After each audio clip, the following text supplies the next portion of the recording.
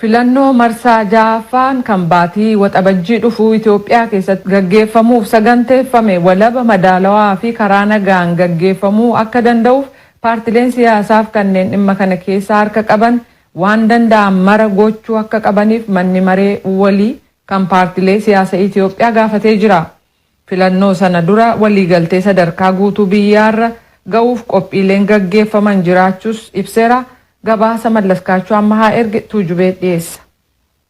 Miseensonni bulchiinsa mana marichaa har'a waaree irratti ibsatuu ta'uuf kennaniin barreeffama mata duree filannoon walabaaf haqaa nagaaf waliigaltee biyyoolessaaf jedhu dhiyeessaniiru. Ibsi sun akka jedhutti manni maree gamtaa sun baatii caamsaa bara 2013 kan gaggeeffamu filannoon waliigalaa kan nagaa haqaaf walabaa akka ta'uuf waan danda'e mara gochuuf qophaa'aa jiraachuusaa beeksise. Milkaa'ina filannoo sanaaf paartileen polotikaa, mootummaa, boordiin filannoo biyyoolessaaf qaamotii dhimmi ilaalu waan isaanirraa eegamu akka godhaniif waamicha dabarseera. Ibsi mana marichaa waamicha kanatti dabaluudhaan filannoo kana gufachiisu ka jedhaman yaaddoo miseensota kootiiti ka jedhellee ibsee jira. Dura teessuun mana marichaa Dr. Raahel Baafee ibsa sana dubbisaan dhageessaniiru. ለስድስተኛው ሀገር አቀፍ ምርጫ ሰፊ ዝግጅት በሚደረግበት በአሁኑ ወቅት የጋራ ምክር ቤታችን አባል የሆኑ አንዳንድ filannoo biyyoolessaa ja'affaadhaaf qophee bal'aan geggeessamaa ennaa jiru kanatti dhaaboliin siyaasaa miseensa mana maree gamtaa keenyaa ta'an hangi tokko filannoo waliin wal qabatee yaaddoo jiruuf filannoon sun kan nagaaf haqaa akkasumas ka walabaa akka ta'u gochuuf yaada furmaataa ka jedhan dhiyeessanii jiru. Akka yaaddootti kan ka'an keessaa hoogganoonni siyaasaa sadarkaa olaanaa hidhaa keessa jiraachuu waliigalteen biyyoolessaa hunda ofitti hammate utuu hin rangaamin filannoo geggeessuuf kabamuun keessatti argamu. Biyyi keenya rakkoo dameewwan hedduu keessa jirturraa hanga dandammattutti yeroon ce'umsaa gahaa ta'e barbaachisaadha yaadi jedhus darbee dhiyaataniiru. Baatilee xiqqoo darban keessa miseensa gamtaa mana marichaa kan turan eeyyamni paartilee siyaasaa hedduu haqamuu waltajjii siyaasaa deebisee akka hin dhiphifne yaaddoo jedhu uumee jira jedhan. Dhiyeenya naannolee Oromiyaa adda addaa keessatti hiriira nagaa geggeeffame irratti paartilee sirnaa maqaan isaanii xureeffameef falmii paartii badhaadhinaa gidduutti uumame gochaalee filannoo sanaaf yaaddoo ta'an keessaa tokko ta'uu yaadachiisuudhaan manni maree sun tarkaanfii maalii fudhate jechuun gaaffii gaazexeessota biraa dhiyaateef Dr. Raahel ennaa deebisan paartilee lamaan dubbisnee jirra. Paartiin badhaadhinaas galmee waadaa keenyaatiin ala ta'uusaaf sanas akka hin kabajne amanee balleessaa isaa simateeraa jedhan. Manni marichaa dhumarratti fedhii filannoo uummataa qofaan mootummaan hundeeffamu akka dhugoomu uummati mirga isaa filachuu sirnaan akka itti fayyadamu waamicha dabarseeraa jedhan jechuudhaan Mallaskaachuu ammaa Finfinneerraa gabaaseera. Bulchiisa uummattoota Itoophiyaa gama kibbaa keessatti baatilee darban ja'aaf walitti bu'iinsaa fi balaa uumamaan namoonni 300,000 fi 10,000 miidhaaf saaxilamuu koomishinii hooggana hojii sodaa balaa naannoo sanaa obbo Gaantaa Gaarumaa ibsanii jiru. Irra hedduun isaanii kan miidhaman walitti bu'iinsa uumameen ta'uu ibsanii godinaalee 11 aanaalee 45 akkasumas bulchiinsa magaalaa 3 fi aanaalee addaa 4 keessatti sababa sochii lafaa, lolaa bishaanii, caamaa fi lafti citee galagaluun akkasumas balaa ibiddaa dhaqqabeen kanneen qe'ee fi mana ofii irraa godaanan jiraachuun ibsameera. Manneen 9,000 miidhaan akka irra ga'e kan ibsame yoo ta'u mootummaan gargaarsa dhala namaa bayyanachiisaaf deebisanii dhaabuuf qarshii miliyoona 800 fi miliyoona 36 baasuusa koomishinar Gaantaa Gaarumaa ibsan jechuudhaan Yoonaataan Zabdiyoos hawaasaarraa gabaaseera. Ardiin Afrikaa tallaalii dhukkuba COVID-19 ittisuu argachuu akka qabu hawaasni addunyaa hubachuu qaba jechuudhaan koreen fannoo diimaa kan sadarkaa addunyaa beeksisee jira.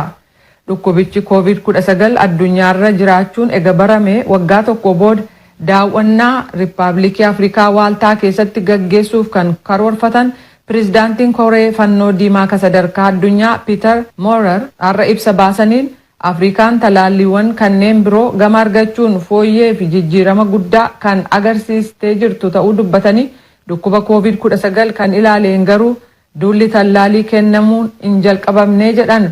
Kunis yaaddoo fayyaa kanneen biroof ilaalchi duraa kennamuu isaan dubbatanii vaayirasiin koronaa bifa jijjiirrachuun faca'aa jiraachuun isaa immoo rakkoo ta'uu hubachiisaniiru. Kan dhaggeeffataa jirtan raadiyoo sagalee Ameerikaa sagantaa afaan Oromooti.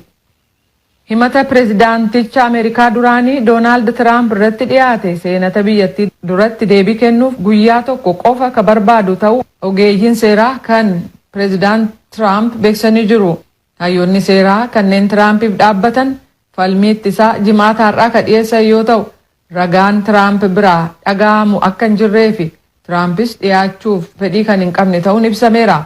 Amajjiija gamoo mana maree bakka bu'oota uummataa irratti hokkara lubbuu namootaa galaafate kan ilaaleen deemokiraatonni mana maree keessaa himata dhiyeessan irratti guyyoota lamaan darbaniif ibsa kennaa turan. San booda har'a qaamni Tiraampiin deeggaran immoo falmii isaanii dhiyeeffachuuf jiru. Seenataroonni paartii Riippaabilikaanotaa kanneen deemsa seera yakka laalchaa kana hordofaa turan kaleessa abukaatota Tiraamp waliin wal arganii jiru. Kun ta'uun immoo waan haaraa ta'uun ibsameera.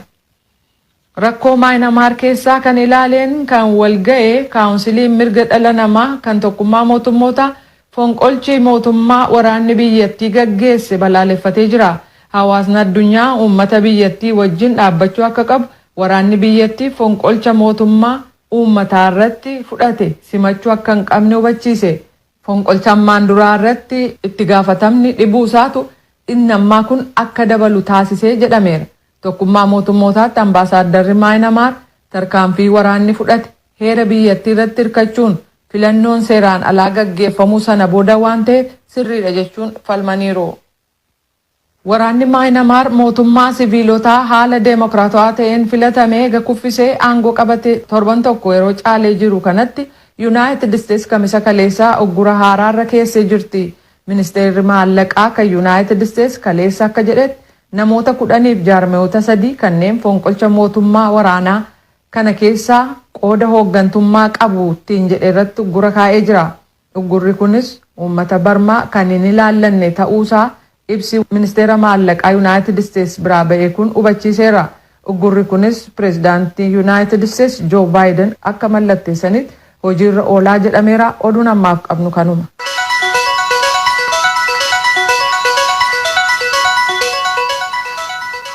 Kadhagaa jirtan as Waashingtan DC irraa ka darbu raadiyoo sagalee Ameerikaa sagantaa afaan Oromooti. Qaallittiitti lagannaa nyaataa guyyaa 16ffaa irraa ka jiran obbo Jawaar Mohaammed faa beelli yeroo dheeraa dhukkuba kaleef kabiroof isaan saaxilaa jiraa jedha gareen ogeessota fayyaa tola ooltummaa fayyaa isaanii hordofaa jiru. Hoogganni siyaasaa kunneen yaada isaanii jijjiiranii akka midhaan nyaatan maanguddoonniif abboonni amantii irra deddeebi'uudhaan yaalanis itti milkoofne jedhamee jira. Muktaar Jamaaltu gabaase.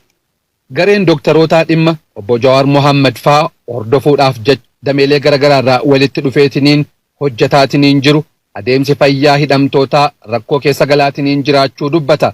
Qindeessituun garee kanaa Dr. Ililli Jamaal raadiyoo sagalee Ameerikaatiif akka himanitti beelli yeroo dheeraa dhibeeleedhaaf illee saaxilaatiniin jira jedhu. Obbo Baqqalasaas obbo Jawaarsaas dabalatee lagannaa eegalanii guyyaa 16ffaadha.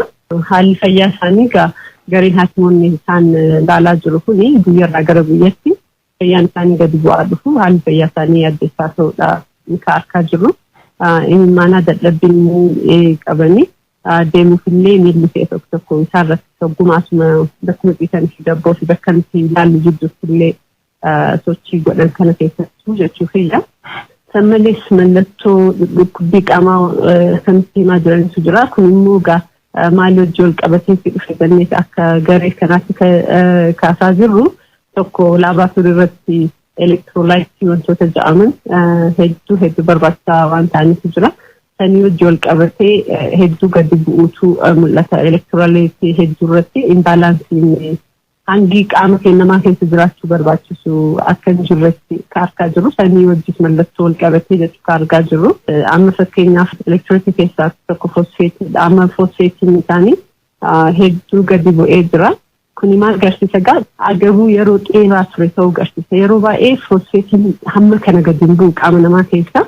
Elektiroolaayitiin kun akkanatti qaama keessaa hamma barbaadamu jiraachuu dhabu. Onni isaan irraas miidhaan ga'uu danda'a jennee hedduu yaadaatu jirra.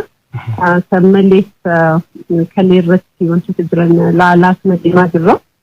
Kalee fakkeenyaaf laaboraatoorii kaleessa hojjennee kaleen obbo Baqqalaa ammas midhaan isaatti cimaa deemaa jira fooyya'u agarsiisaan jiru. Hanga ammaa wanti gama qaama isaanii fudhatan jira. Haalli akkanaan beelli yeroo dheeraa kun immoo maal geessisa eegasii hammeenni isaa miidhaan isaa maal jettaniitiin tilmaamtu akka ogeessa fayyaatti. Laaboraatooriin keenya sunti barsiisu guutumaa guututti nama nyaata fudhachaa hin jirre ta'uu isaaniiti. Garuu immoo bishaan fudhatu dabranii rakkinni amma jiru maali?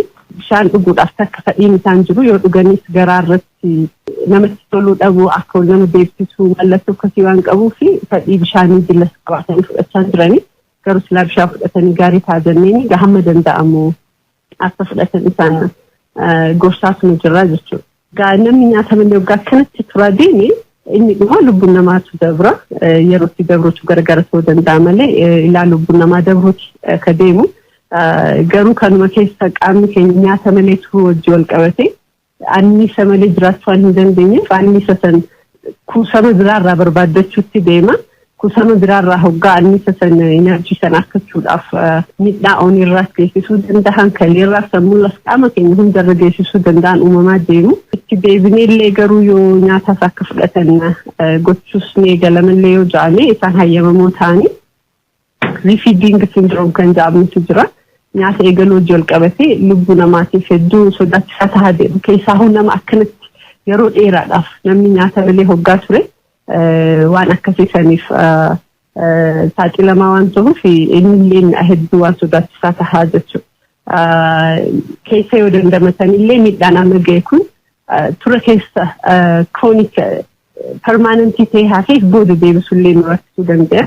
Namoota hanga ammaa dadhabanii hospitaala galan jedhameen dabalatattillee yeroo ammaa kana gaazexeessaa Mallasa Dirribsaa dabalateetiniin hedduun isaanii akkaan dadhabaa jiraachuu kan dubbatan ammoo abukaatoo isaanii obbo Ibsaa Gammadaati.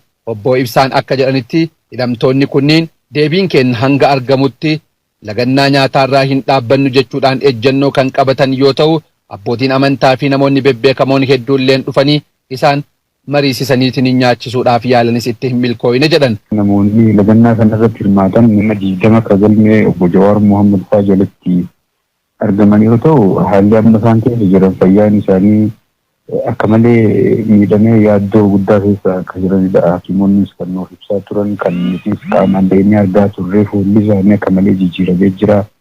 Egaa isaan amma lagannaa kana wanni eegalaniif lagannaan itti jiran kun qabsoo karaa nagayaa waan isaan akka jiru kana qofa ta'uu isaa hubatanii kan eegalan ta'uu fi hanga gaaffiin isaanii deebi'uutti kan itti fufan ta'uudha kan isaan irraa hubannu.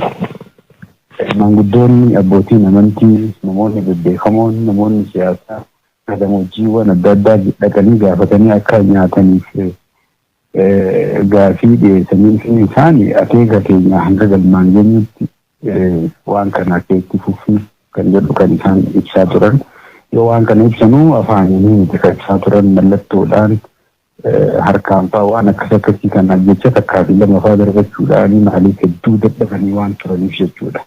Amma haalli isaan keessa jiran fedhiin isaan waan kana dhaabuudhaaf qabaniif gadi bu'aa akka ta'ee fi bayyanachuudhaaf fedhii akka hin qabnedha. Haalli amma isaan keessa jiran kun haala akka malee ulfaata waan ta'eef eenyu sa'a akkamiititti maal akka ta'u hin beekani.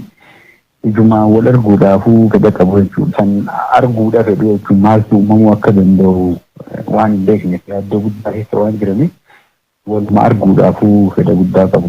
Haala fayyaa hidhamtootaa kana gaafachuudhaaf irra deddeebiidhaan yaalaa kan ture Komishinara Mana Sirreessaa Federaalaa obbo Jamaal Abbaasoo hanga galgala kanaallee bilbila isaanii irratti bilbillee itti milkaa'uu hin dandeenye.